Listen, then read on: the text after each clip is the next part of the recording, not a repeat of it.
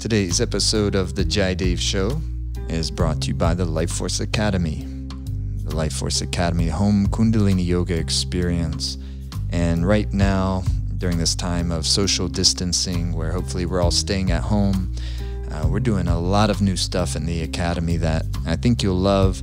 My classes are being now exclusively live streamed in the Life Force Academy every Monday evening, 5:30 p.m. Pacific time, Thursday evening, 5:30 p.m. Pacific time, as well as Wednesday morning, 10 a.m. Pacific time, are live streaming my classes in the Academy, and then they're also available on demand after that. And that's in addition to all the other great class series, practices inside of the Life Force Academy. And also starting last week, the Simrit sessions every Tuesday at 4 p.m. Pacific time, again, exclusively in the Life Force Academy, classes with Simrit. Those are undoubtedly going to be a lot of fun, amazing, great yogic exercises, keep our bodies healthy, keep the life force circulating, keep the mind clear and calm and meditative, and now more important than ever. So check it out, lfa.yoga. You can start your $1 trial in the Life Force Academy if you go to lfa.yoga. And today's special episode also brought to you by lifespa.com. That's the website of our special guest, Dr. John Douillard. Please go to his website, support the work they're doing, incredible products, great education in Ayurveda, and just staying healthy. Really groundbreaking work that Dr. Douillard's doing. You'll hear a lot about it in the podcast today. That's lifespa.com, lifespa.com, and enjoy the episode.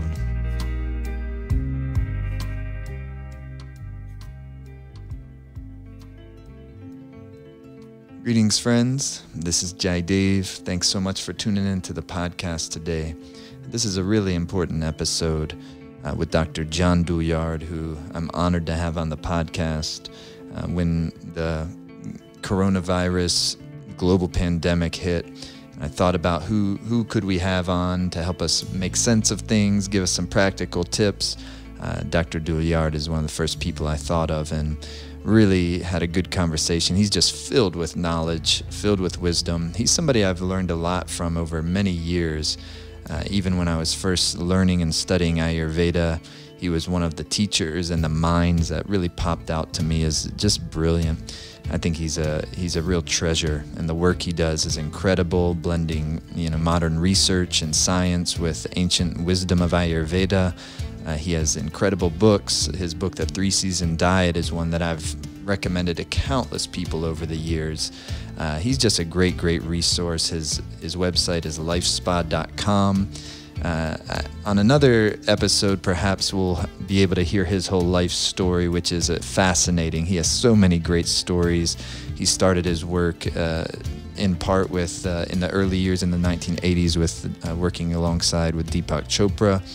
He's really a master of Ayurvedic pulse diagnosis and all sorts of things. But today we talked a lot about the immune system and how do we stay healthy during this time. And I think you'll get a lot out of this. And I also think it'll probably inspire you to learn more from him, and because he's always putting out great research, great information, practical tools to help us all stay healthy in a really simple yet sophisticated fashion. Again, his website is lifespa.com, lifespa.com. I recommend you sign up for his newsletter or YouTube channel or however you want to do that. But I'm really happy that we have this episode, and I hope this is helpful to all of you out there during this time. Hope you're doing well out there while we're social distancing, while we're making sure that we take care of ourselves and resetting while we're going through this very important time together. So enjoy today's episode with Dr. Douillard. We've got lots of great podcast episodes coming out very soon. But we wanted to get this one out first, as it's really timely and addressing much of what we're dealing with right now. So thanks so much to Dr. Douillard. Thanks for listening to the podcast today. Please, if you haven't already, you can subscribe wherever you get your podcasts, Apple Podcasts, Spotify. And thanks so much for listening.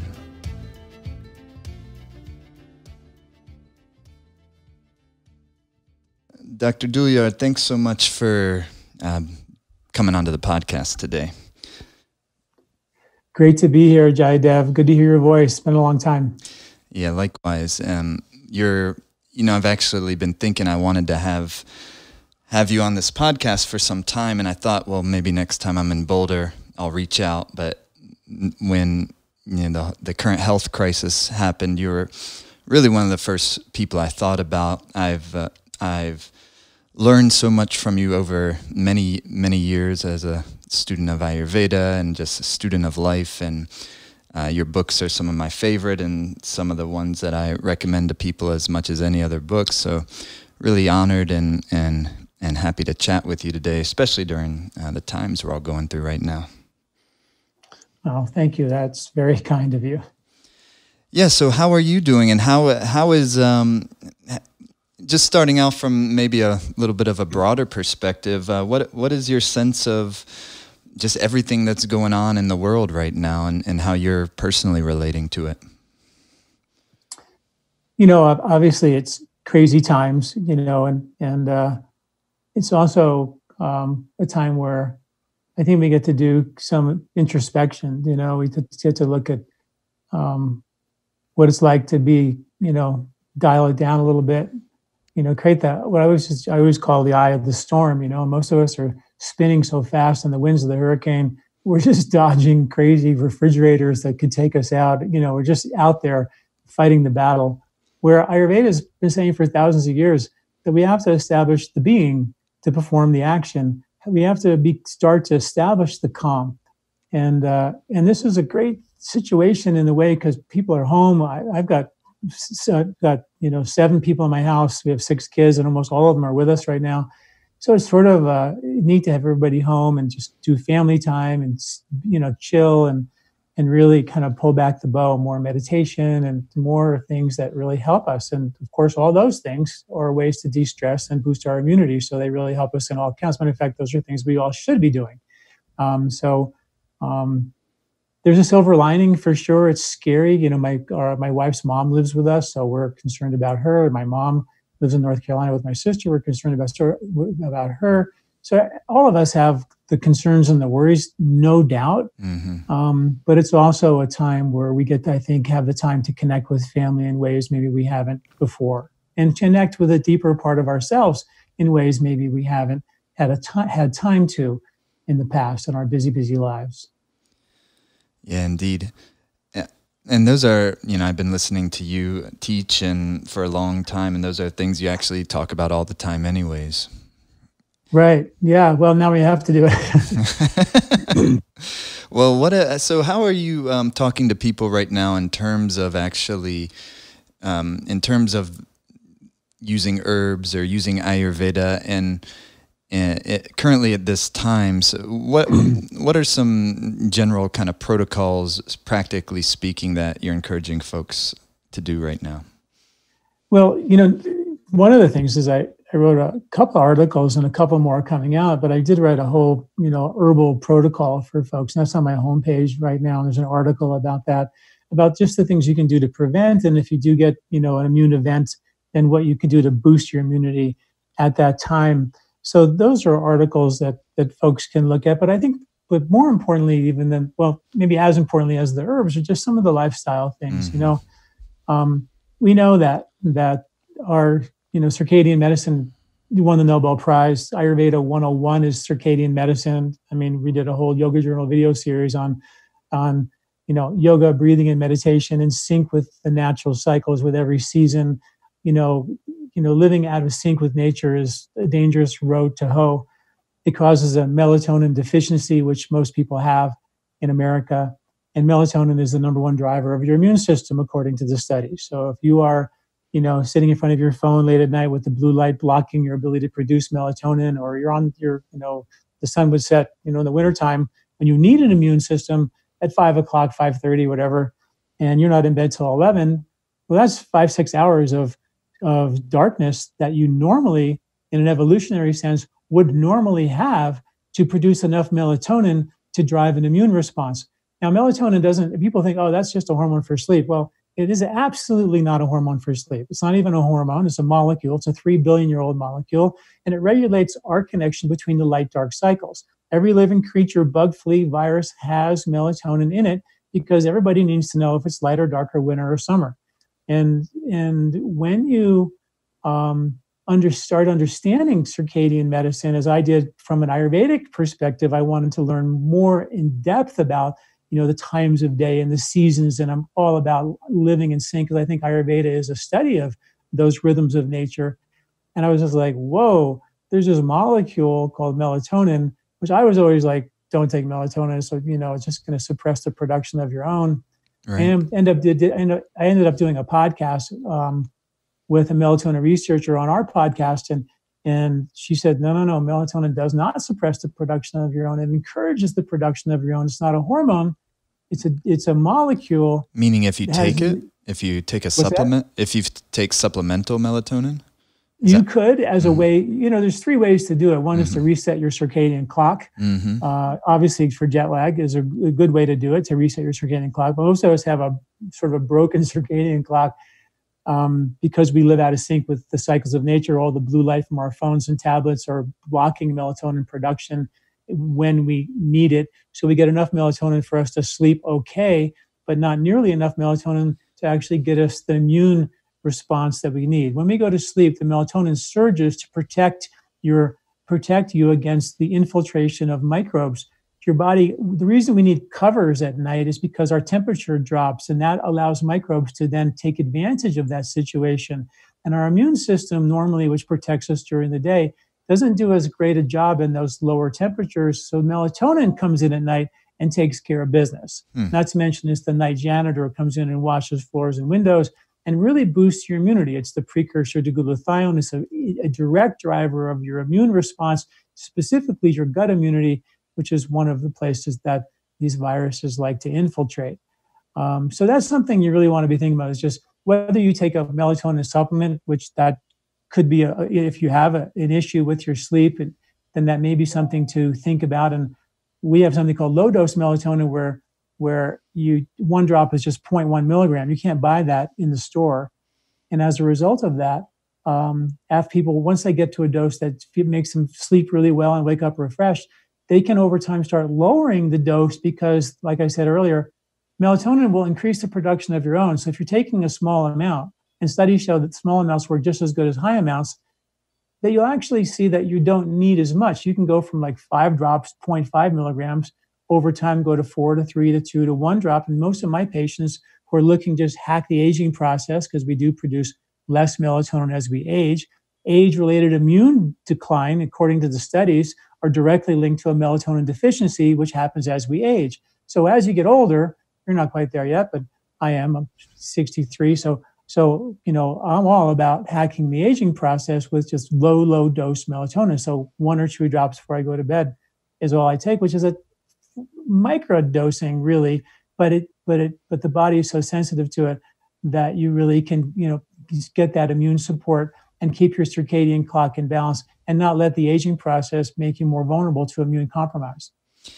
And do you find that it doesn't, with those low doses like that, you don't have the groggy effect that sometimes you can if there's a higher dose of melatonin? Yeah, exactly. You don't get the paradoxical effect. Studies by a guy named Al Louie, who did research on low dose melatonin, said that actually, microdosing of melatonin, low dose 0.1 to 0.5 milligrams works just as good as 5 milligrams in one study. And there's other studies that he's done, showing that you don't need to clobber. It's just such an American thing to do, right? I took melatonin and it made me sleep and then it stopped working. So I took more and then I took more and now I take 20 milligrams a day. And like, whoa, right. That's for an elephant, Mm-hmm. So anyway, your circadian clock is one thing to do and, which is important. And the other half of that is, vitamin D, which is the sun vitamin, which is directly linked to your immune response. Your killer T cells have like a gas tank in there and the gas they use is literally vitamin D. And one study showed that when the killer T cells was half full, it didn't engage in an immune response. When it was 3/4 full, it didn't engage in an immune response. It didn't engage in an immune battle until it was 100% full of vitamin D. So most folks are walking around, particularly in the winter, which is why we're vulnerable in the winter, with a deficiency of vitamin D, and at least not optimized vitamin D, which is between 50 to 80 nanograms per milliliter, which usually takes about 4 to 5 thousand international units per day in the winter to keep that number up there. So, vitamin D in the morning, because it's a sunshine vitamin, it's a circadian reset. The more vitamin D you make in the morning, the more melatonin you make at night, according to the studies. And then a little bit of melatonin at night. Now we have our circadian clock and rhythm. And if you go to bed at the right time, you're not putting your, I put my nighttime filter, the orange filter on my phone 24/7. Oh, yeah? Yeah, absolutely. Mm-hmm. The studies show that the blue light can actually give you retinal damage, and actually, I hate to say it, but this is our whole article with the science, but the studies show it actually causes brain damage, particularly regarding your locomotion and your kind of motor coordination. I just turned my computer to night shift as you're talking. Yeah, good. So I bought my staff all, blue blocking glasses, and I was going to ask you about those. Computer, because it's not just a nighttime thing. It's the blue light is just, we're getting too much of that one ray of the visual light spectrum, and it's just it's overwhelming. And now we have science to show that it's actually, long-term exposure is really bad. So it's another thing to think about, because you want to just, Nobel Prize is now or melatonin or circadian medicine is Nobel Prize science, and and it's as it's the fundamental purpose of Ayurveda is to be in harmony with nature. Yeah, indeed, and so that's one of the, you and I were talking before we started here, in terms of silver linings of what's going on, and it's hard to not think that nature has there's an intelligence around everything, as we know from Ayurveda, and the fact that we're all, in a certain way, almost being forced to slow down. And it does give us this opportunity to, at least potentially, if we choose to do so, reset our rhythm and reset our circadian rhythm. So so you have your whole staff wearing those blue light glasses that, in addition to keeping your computers on night shift. Absolutely. Yeah. Well, yeah. I mean, yeah. I'm not sure if all the computers have, the blue blockers, right. screens, Mm-hmm. but, I'm not sure if maybe Apple, excuse me, if Apple computers might have that, but I don't think ours do. So somebody walks around with orange glasses. This is kind of cute. That's cool. But that's another thing. Like, I've been doing more and more research about this. And, in Ayurveda, in early January, February in India, they start picking the neem leaves and the neem sticks. And neem, as I was digging into some of the research, is quite phenomenal. Like in India, they call it the queen of the skin in the village pharmacy, classically the number one immune, first responder for folks throughout India, is they would give people neem. And, sort of what's interesting is, as like a virus, what it does is it, when it goes into your respiratory tract or into your gut, because you have weak digestion, it attaches to the epithelium skin cells in your respiratory tract and your gut. And then it dumps its genetic material into your cell, and then it starts replicating like crazy. And then all of a sudden, all these little mini viruses can't fit in the cell anymore. So the cell sort of explodes and releases these viruses into the intercellular lymphatic spaces. And then the cytokines, which are the first responders, go, holy cow, this is bad. So they call the killer T cells and neutrophils and the whole immune response to kick in. But these viruses are all about attaching to cells. So they attach to the killer T cells and the neutrophils, and they infect them. So now the viruses are blowing up, or the killer T cells, the immune system is now infected. So this creates all types of confusion. The cytokines go, whoa, this is really bad. So they go into what's called a cytokine storm, where more cytokines come, triggering more immune responders, and those immune responders are non-selective, so they actually take out good cells as well as bad cells. So that's really where the problem really begins. So when you look at that from an Ayurvedic perspective, and Ayurveda talked about bugs, they called them krimi thousands of years ago, and they said there was a handful, 3 ways really to address these krimi. They talked about them as being visible and invisible. And the first thing you do is, remove them if you could. Number 2, you change the, or deal with the cause of the CRIMI, whatever that might have been, hygiene or whatever, exposure. And then the third thing, which was, I think, the most profound, it wasn't kill them, it was change the environment of the host, the human host, and change the environment that supports that of the microbe or the CRIMI itself. And the environment is, Ayurveda, as you know, the number one thing that we treat in Ayurveda is the quality of the skin, the intestinal skin, the respiratory skin, the epithelium, because that's your first line of defense. It's your protective border. And if that border breaks down, leaky gut syndrome, immune compromise, because your lymphatic system, which is right underneath those skin cells, like I don't know if you get bit by a mosquito, underneath your outer skin, there's going to be an immune lymphatic response right there to keep the mosquito bite local. But, if your immune system was stuck in traffic, and if you have a viral load now in the extracellular lymphatic fluid, and now the lymph system is stuck in traffic, the immune system stuck in traffic, you don't have an immune response anymore, you've got real problems. So the two things that Ayurveda would suggest you do is protect the skin, the inner skin, the lining, the epithelial layer of the skin itself on the inside of your respiratory tract and digestive system, which is actually where the coronavirus likes to do its thing.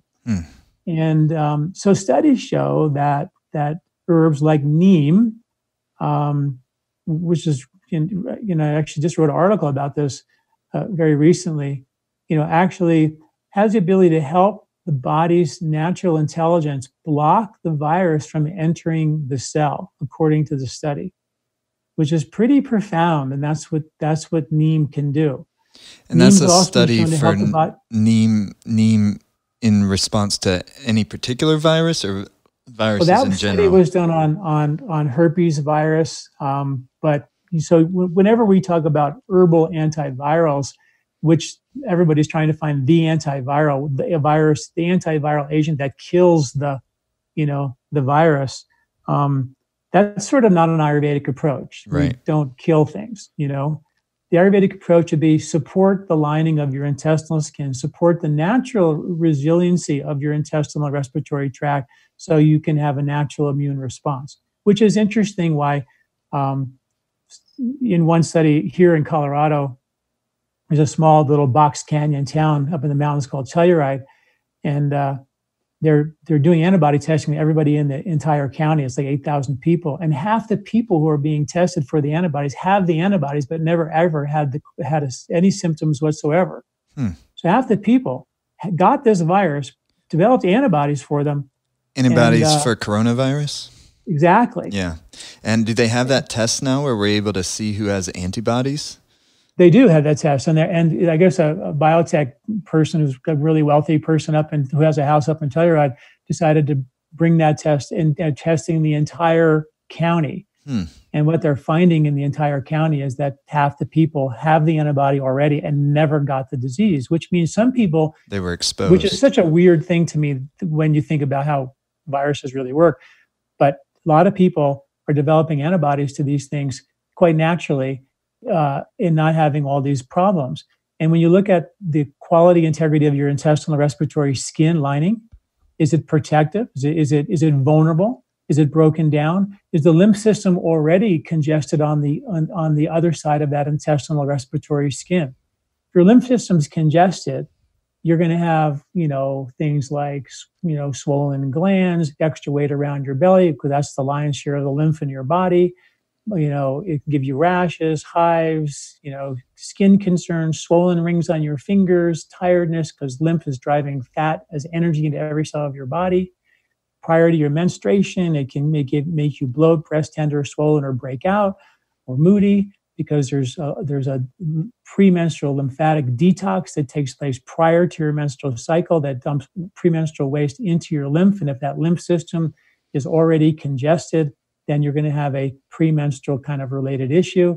And all the lymph in the body starts inside your intestinal tract. They're called lacteals, right in the epithelium of your intestinal or respiratory lining. And if those are broken down, then your lymph system becomes congested. And then when you have an immune event, your immune system is driven through the lymphatic system And if that system's stuck in traffic, you're going to get a overzealous immune reaction, which is what a cytokine storm is really all about. So when you think about it logically, and then you think another thing, which is just all these things come to my mind, and I'm not giving a cure for coronavirus by any means. I'm just trying to give logical Ayurvedic explanations of how the body can actually, would normally protect itself, and maybe why some people just have an antibody for it and they never even knew they had a condition of any kind.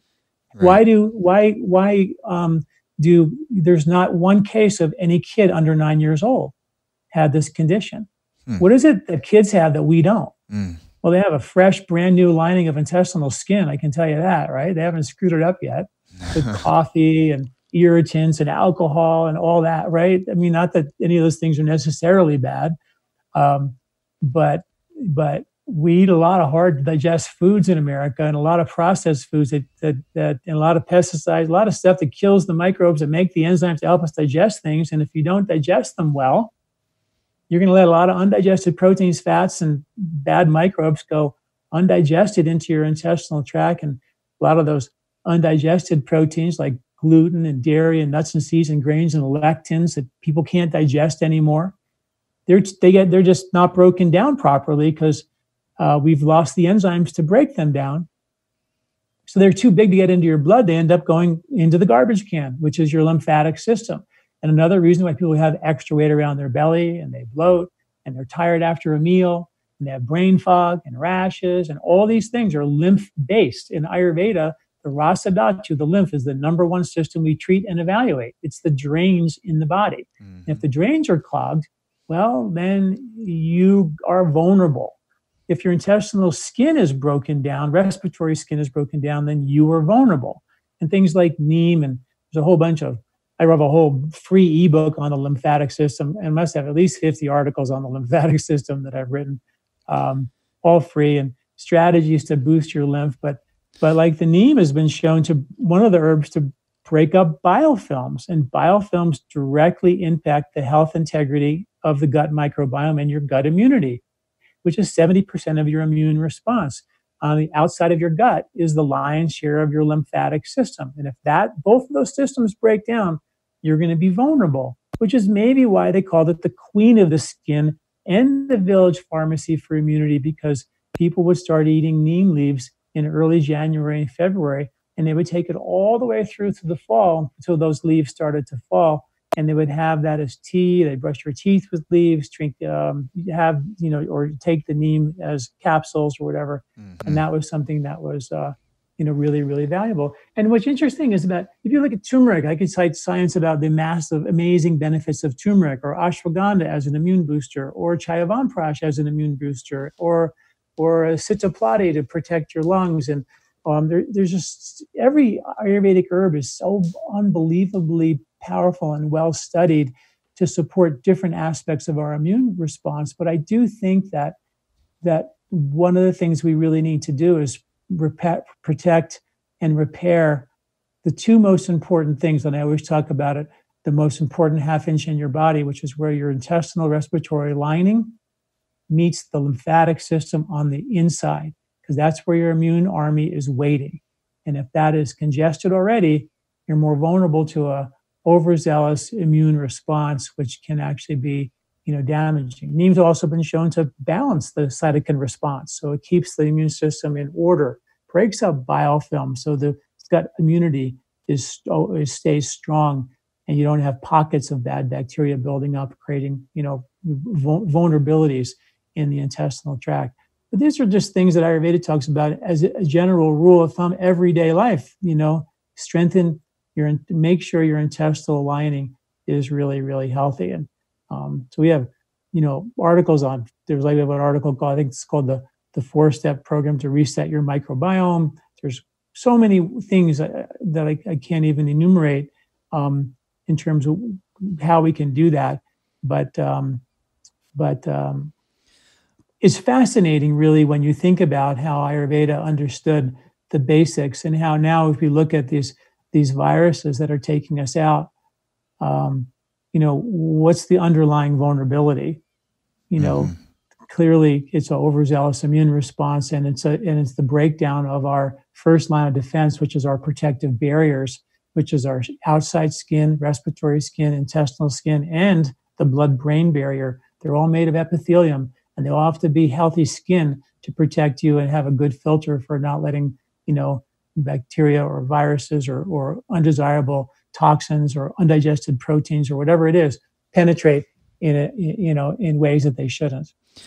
Yeah, and these are, I can vouch for this. These are, although like how perhaps if somebody's listening to you for the first time on this podcast, it may sound like you're speaking directly to what's going on right now, which you are, but this is the same things you've been talking about for as long as I've, over a decade since I've been listening to you teach and talk and educate us. Regarding neem, also I want to make sure everybody knows, once again, your website, lifespa.com, because as we're listening to you, it's fascinating.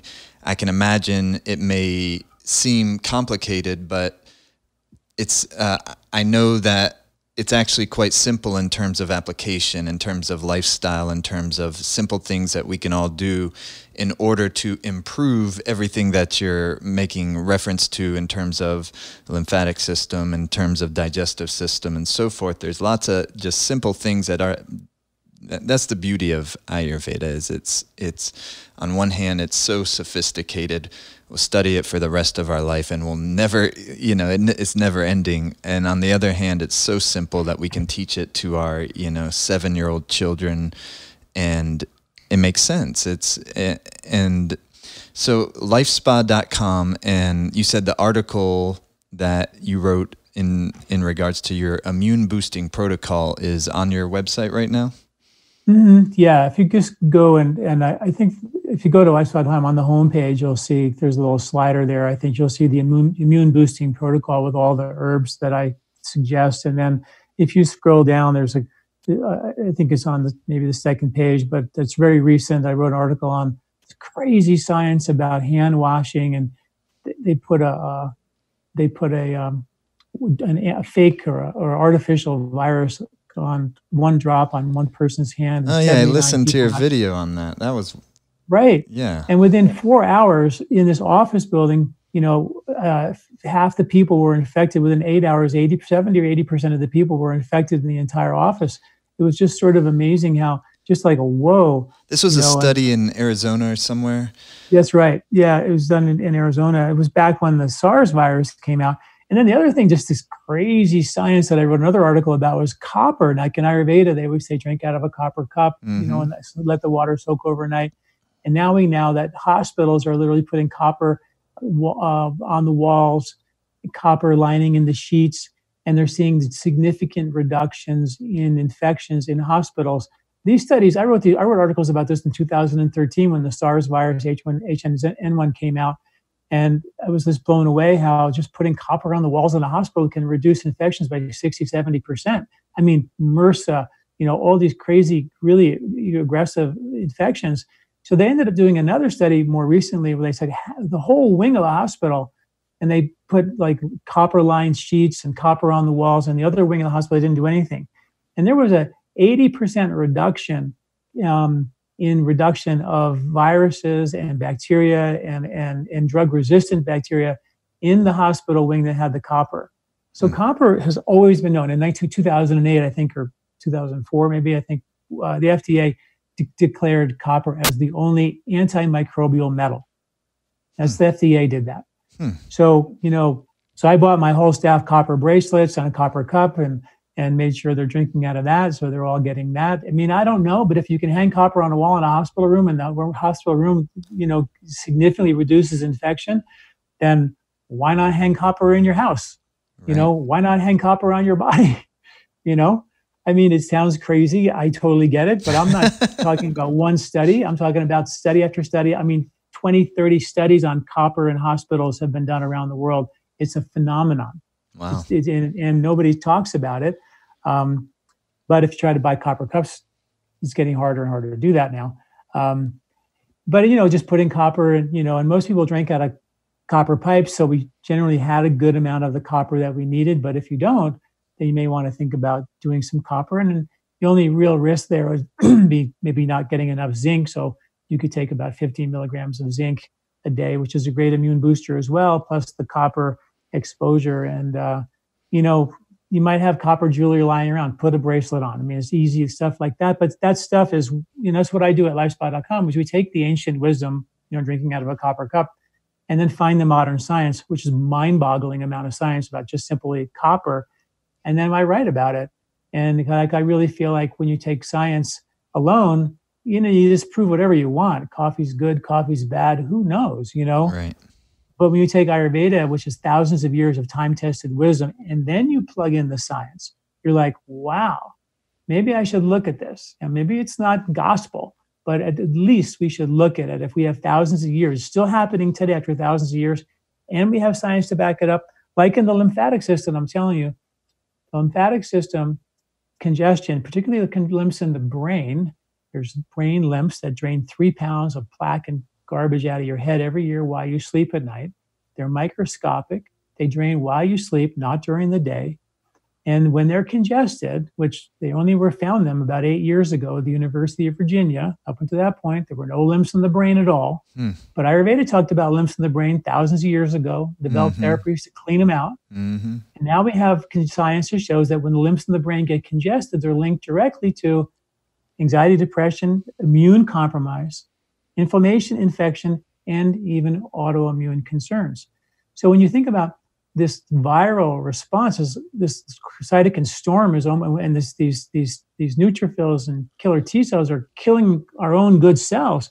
This is it's a episodic autoimmune response that's taking place, and you wonder, like, wow, in Ayurveda, or now in the journals only, I might say, it says that the lymph congestion of the brain lymphatics and the central nervous lymphs can be linked to autoimmunity, but that's stuck in the journals, and it might take 25 years for it to reach medical practice. But Ayurveda was talking about that thousands of years ago. Right. Ayurveda was talking about the microbiome thousands of years ago and how important the health of your intestinal skin is. Now we have science that shows that if you keep your intestinal tract healthy, take seasonal herbs like neem, which is in season as we speak, and you take these things that were naturally occurring in people's diets, and it gave them the natural protection. Now studies show helps the body block the virus from entering the cell, which never gives the virus a chance to reproduce in the first place.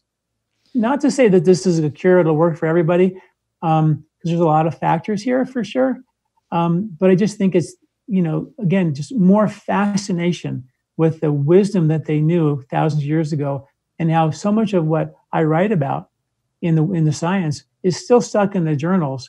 And I try to bring it out, but it'll take, they say, 25 years for that research to reach medical practice. And I'm going, oh boy, if we have time-tested wisdom and science to back it up, let's do it now. Why do we have to wait? Because it's already part of a medical system. In fact, the largest medical system in the world is the All Indian Ayurvedic Congress. It's the largest medical organization in the world. Is that true? So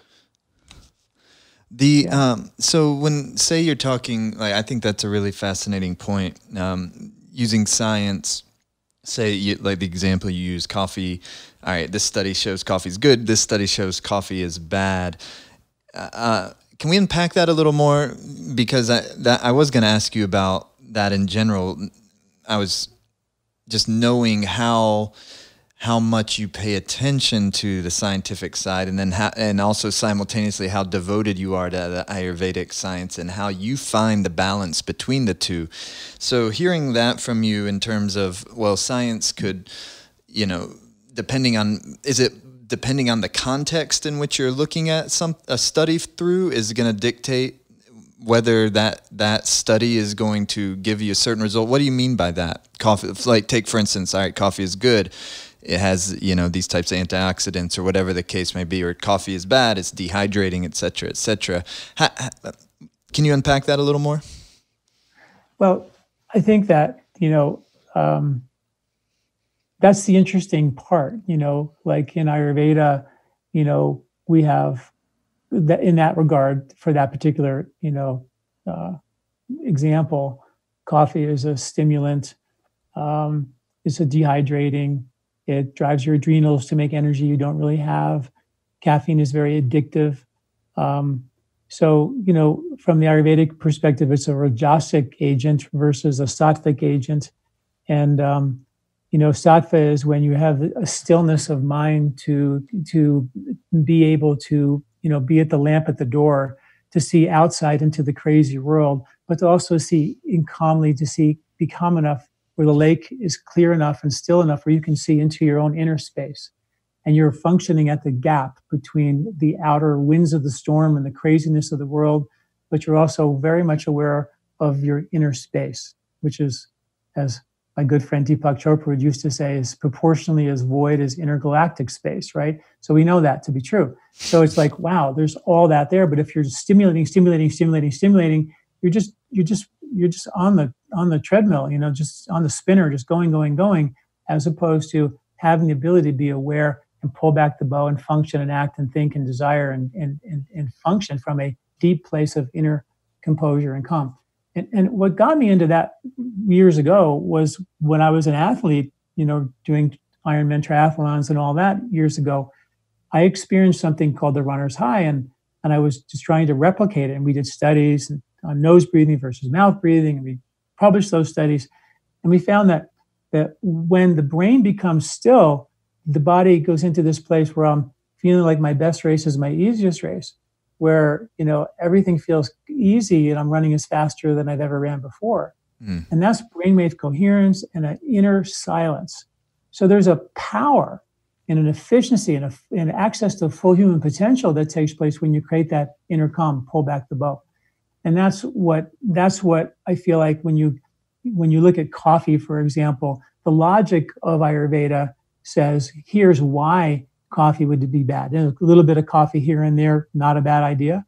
Putting a little bit of ghee in your coffee, actually quite brilliant, in fact, because it slows the delivery of the caffeine and makes it more stable over time. So instead you get this big spike and then a crash, so it stabilizes it. So there's and the ghee has got butyric acid, which is another miracle of Ayurveda, the number one source of butyric acid on the planet.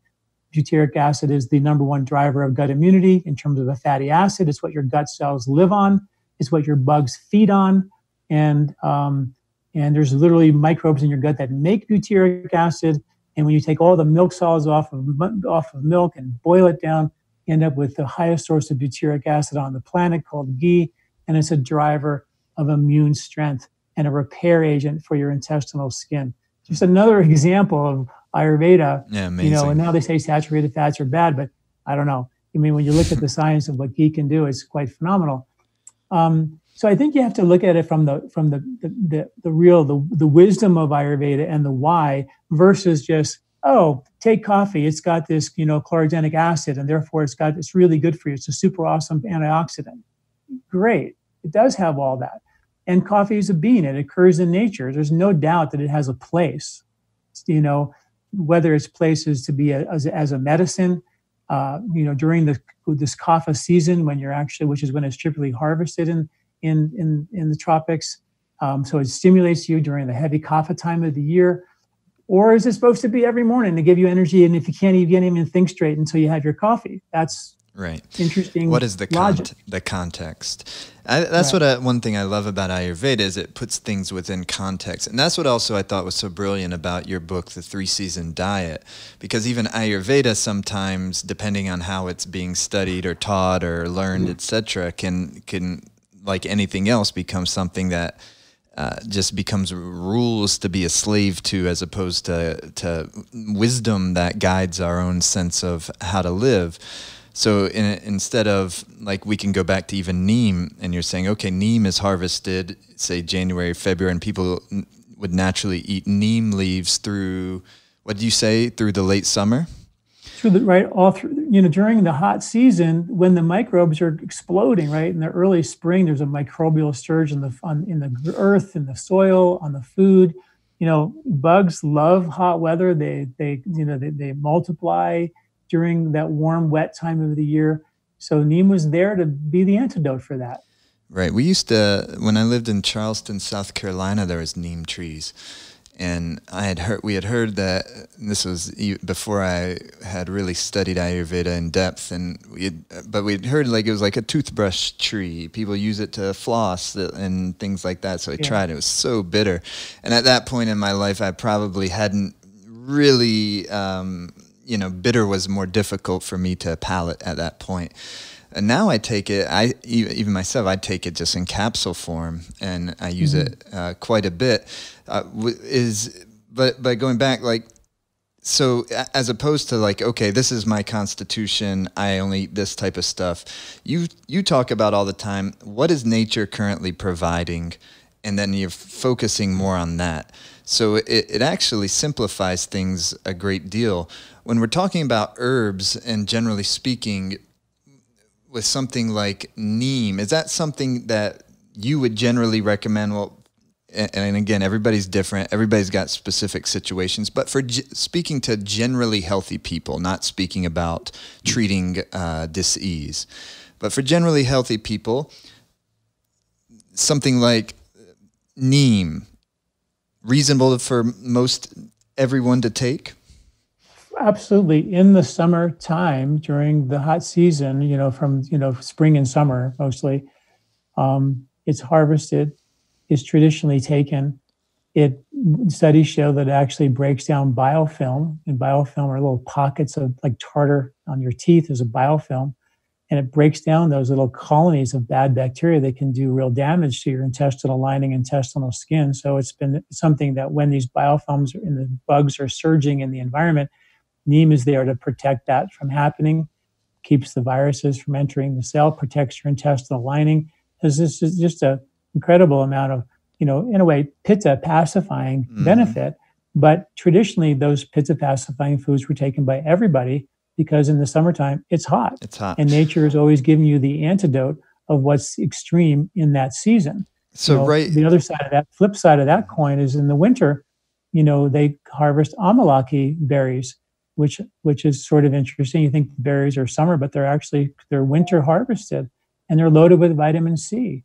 And this is really interesting, Jaidev. I think you'll love this science, but vitamin C, what it does in your body is it protects the fats from becoming rancid. Your fat-soluble vitamins A, D, E, K, all of your good essential fatty acids, they are easily go rancid in the body and out of the body. But vitamin C protects them, which is why we get lemons and grapefruits and oranges in the winter. But in India, it was amalaki. And amalaki is the highest source of vitamin C, pound for pound on the planet. And when you take that in the winter, you're not only getting really great vitamin C circulatory benefits, that it supports your intestinal lining, it's really good herb for the skin and epithelium as well for the winter, but it also protects your fat-soluble vitamins. And in Ayurveda, what do we use in the winter to balance vata is fats. So, but your fats are very vulnerable to rancidity. So how did nature figure that out? It said, well, we're going to give you all these vitamin C rich citrus fruits at this time to protect your fats. And in fact, not only protect them from going rancid, but if they did go rancid, the studies show the vitamin C will reconstitute them and make them, take away the rancidity from the fatty acid, which is just phenomenal science. But again, part of the wisdom of how nature provides more of these vitamins, specifically the super high vitamin C foods during the winter months when we need them the most. Just fascinating. Rose hips would be another example of that we could use during the winter months as well. Right. But just sort of really beautiful understanding of how nature just took care of everything. If we just listen closely, and the closer you listen in Ayurveda, the more profound it is. The more subtle it is in Ayurveda, the more profound it is. Mm-hmm. True. So would you, in like, say, a time like now where we have just a higher risk in terms of what we're dealing with globally, are there any shifts that you would make other than what you're generally seeing? So would we start taking neem earlier in the season, like where I live right now? Neem is a really good thing to take now. Chayavamprash, which is an Ayurvedic amalaki rasayana. So you're going to get the vitamin C, but Chayavamprash is maybe Ayurveda is one of its most powerful immune boosters. Ashwagandha is powerful anti or immune booster as well. And that's all winter harvested, so we're depending where you are, but that's a really good, gives you the endurance and the stamina.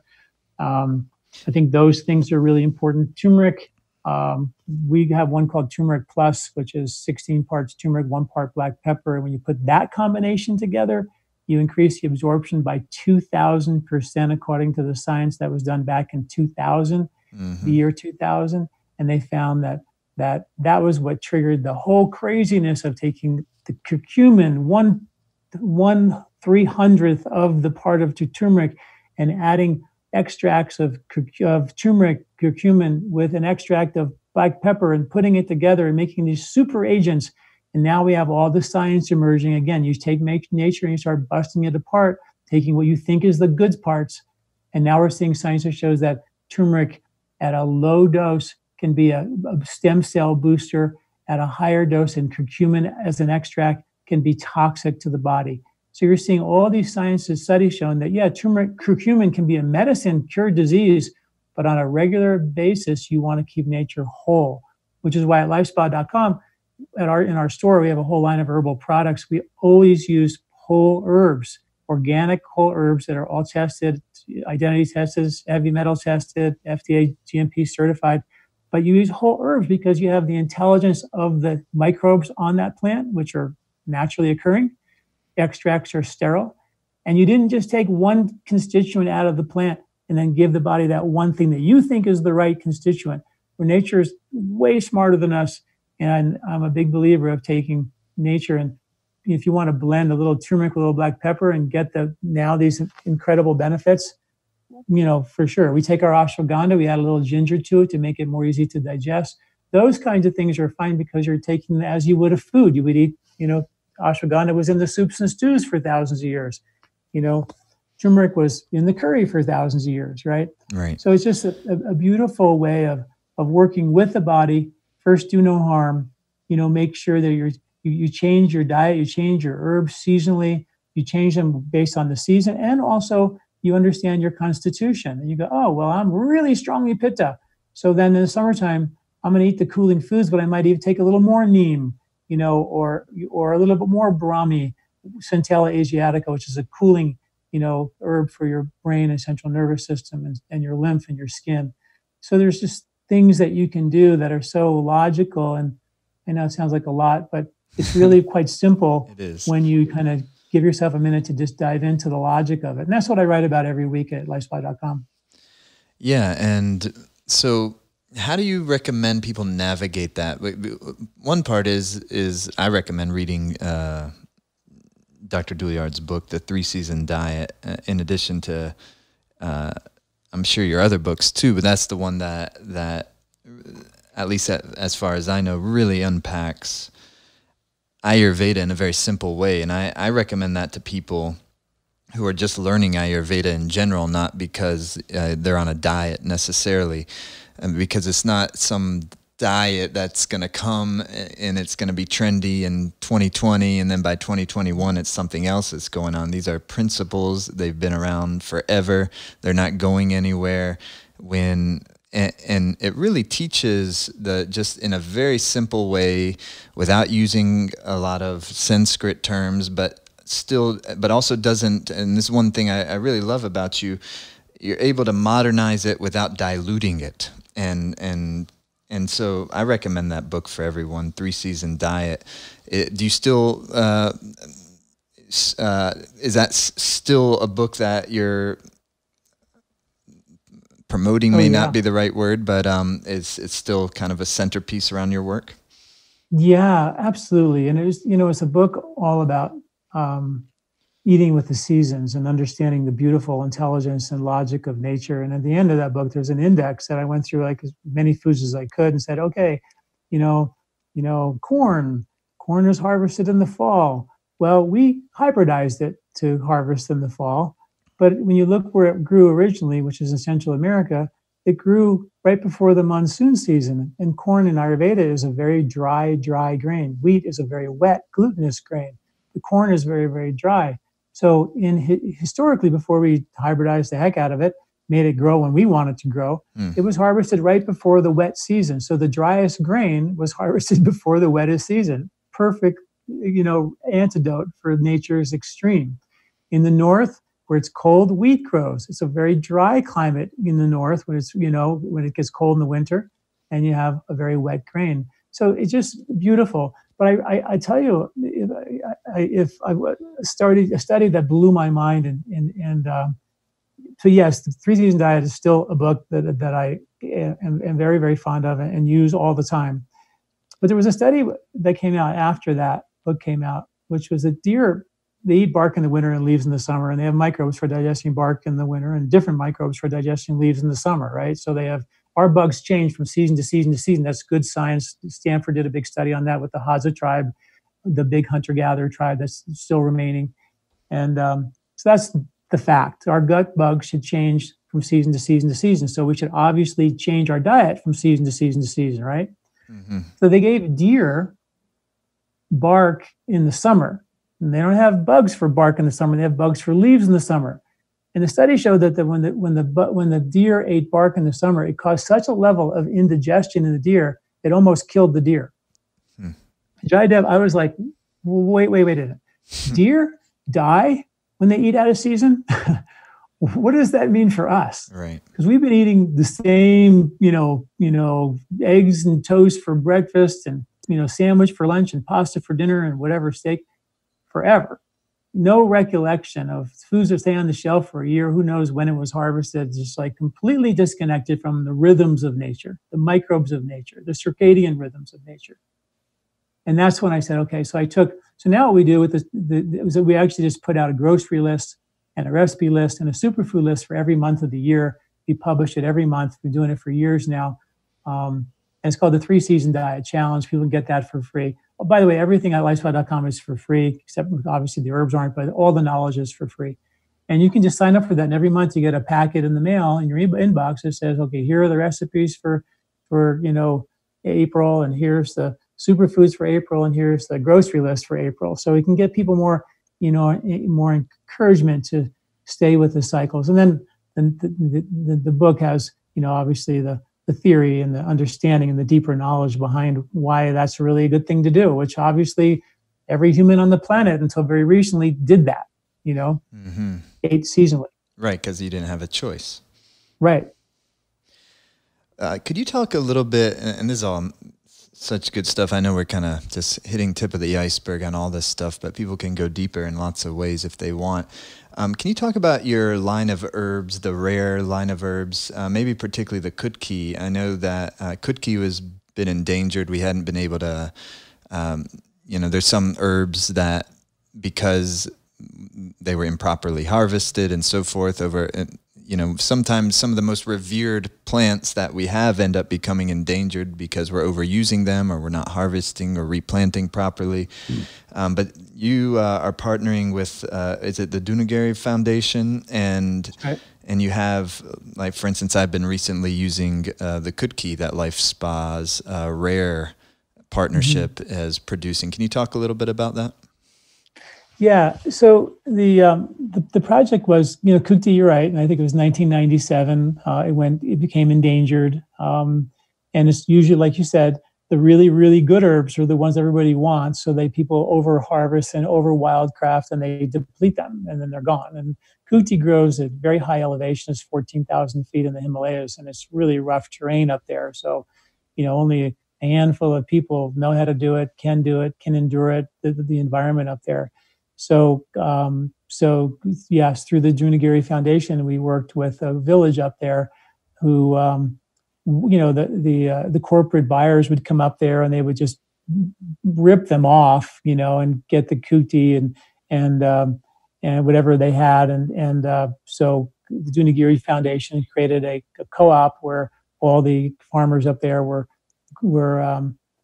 basically working as a kind of in a co-op where they all got the same money, ended up getting like 3 to 4 times more money than they used to get. It's been all established. The government of India got involved and, started supporting this regrowth of this herb because, cultivating this herb was really important because it was gone.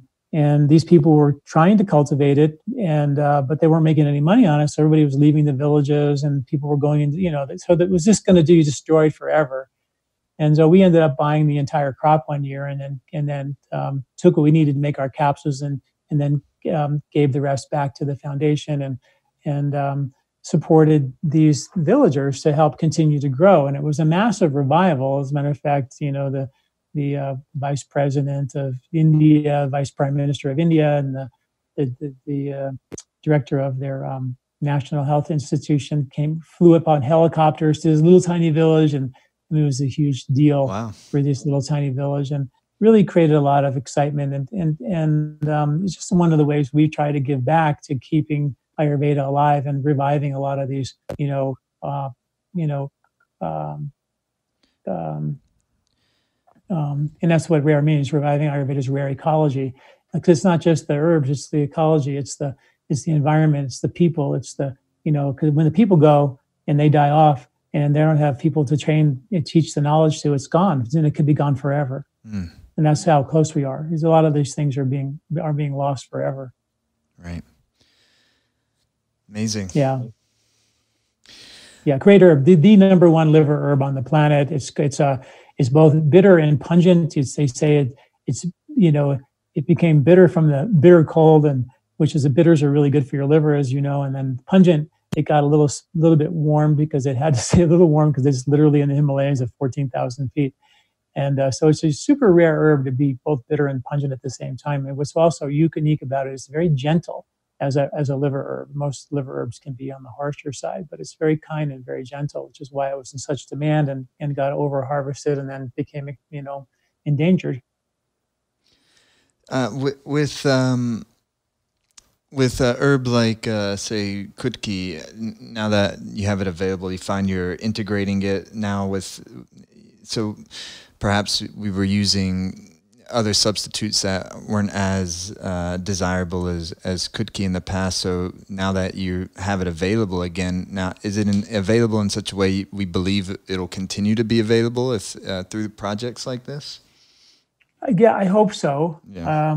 It seems like the good news is that it was endangered in 1997, so that's a long time ago. And in the last 20-something years, people have forgotten about it. Right.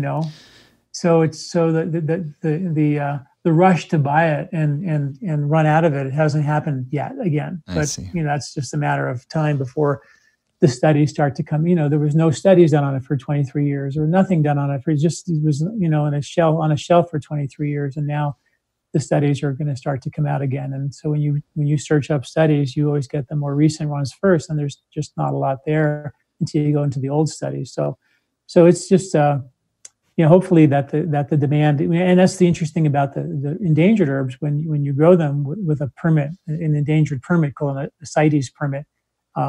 You want people to use it because that's supporting the farmers and supporting the cultivation. And if the cultivation stops, then you're back to just wildcrafting it out of the land, and that's already been stripped. Mm.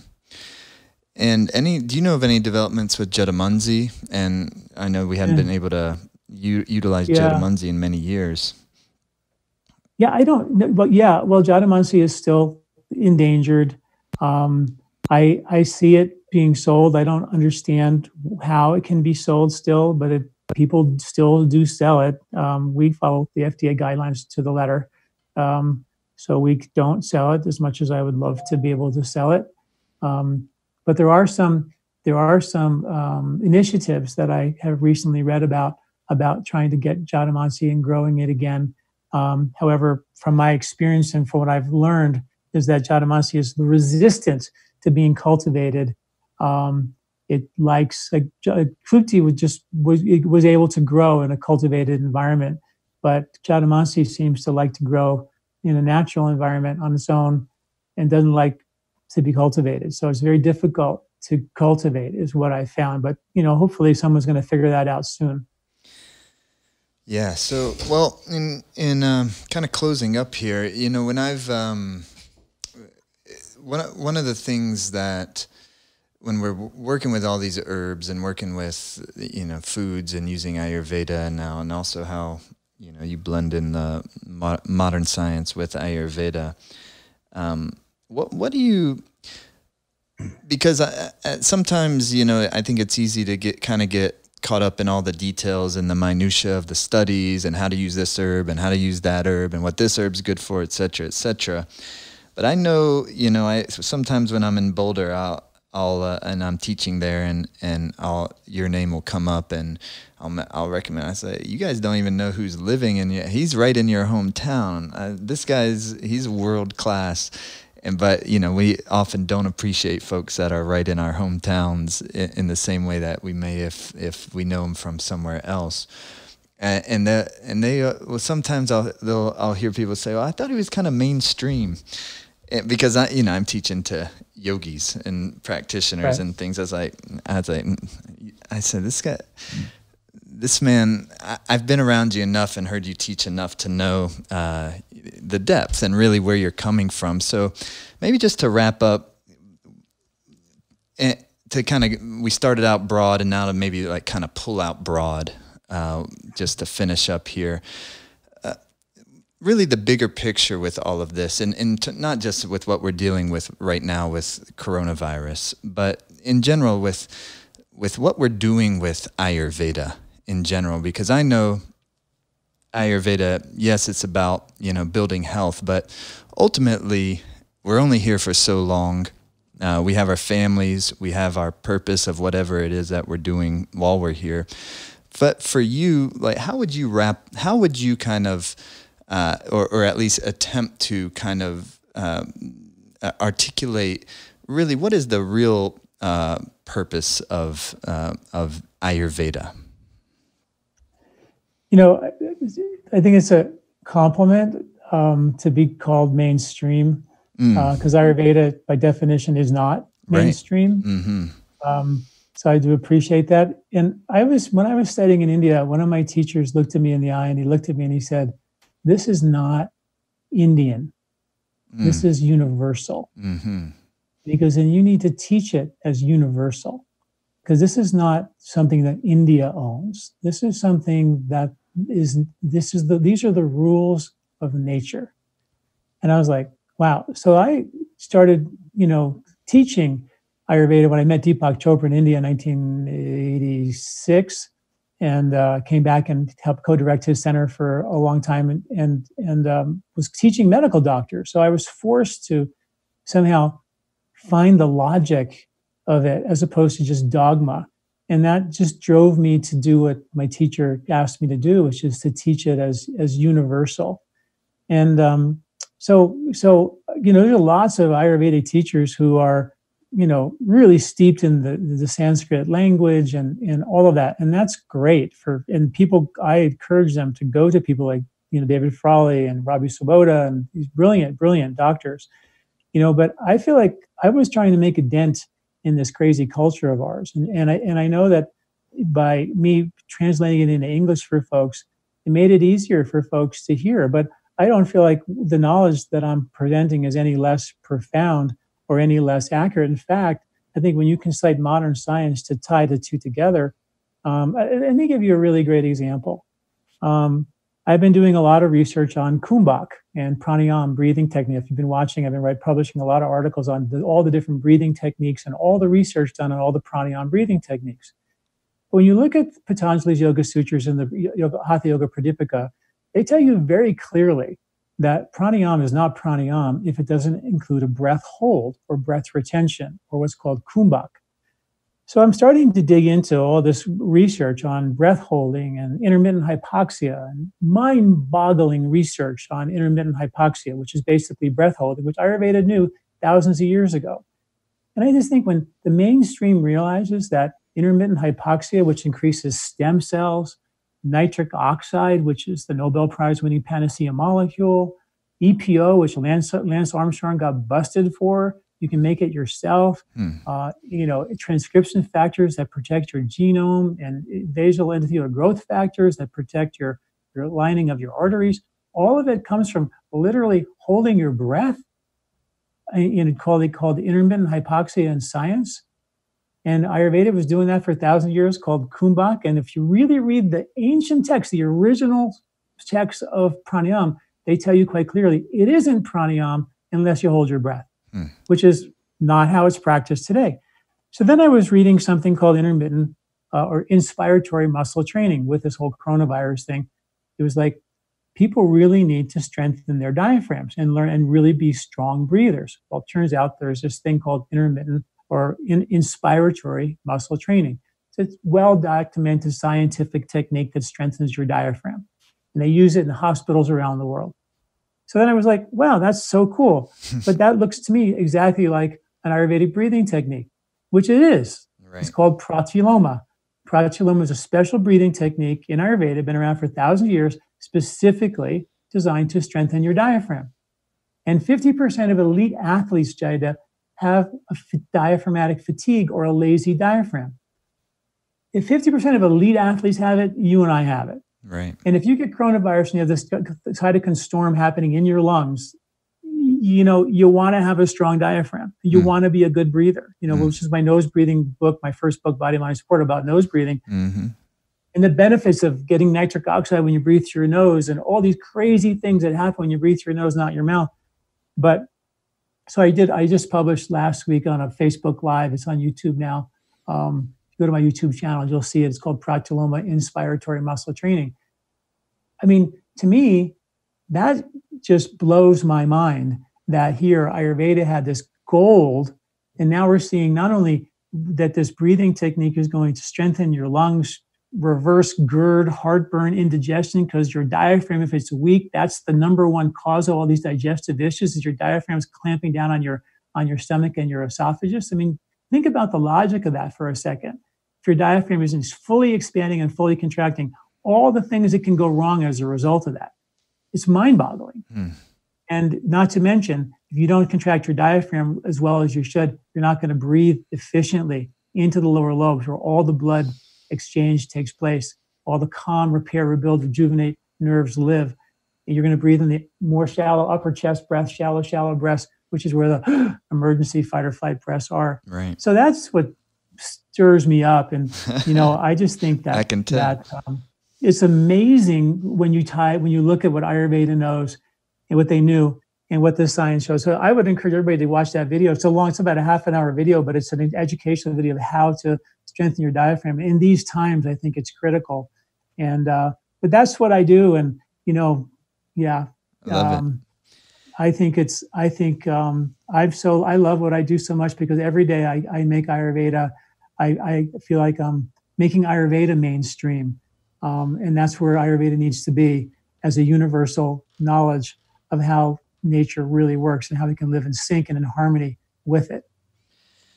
Well, I think you and the work you're doing are treasures, and appreciate you so much. And hopefully, normally for this podcast, what I like to do is actually hear people's life stories a little more. And I talk about in kind of the semantic of what happens when a human being throughout their life kind of concentrates their life force in a single direction. And then what comes out of that? And you're a great example of that. So maybe once we're no longer social distancing and I'm back in Boulder, we can meet in person and we can hear, because I know how great that your stories are, and would love to hear, do a life story podcast with you at some point. No, that would be fun. I'd love that. Cool. Well, thanks so much, John. And everybody go to lifespa.com to get the products and to get the education, and appreciate you doing this. And I know everybody listening does as well. Thank you very much. Appreciate it. Thanks, John. Thanks for listening to the podcast today, everybody. Thank you again to Dr. John Douillard for being a part of it.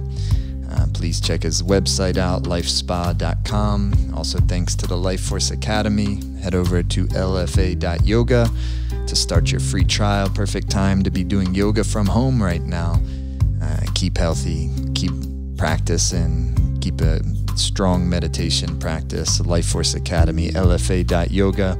Thanks so much for listening to the podcast. If you haven't already subscribed, please do so. If you're enjoying what you're hearing, please leave us a review and a rating wherever you get your podcasts. If you haven't listened to any of our previous episodes, all of them are very much evergreen. They're episodes you can listen to at any time.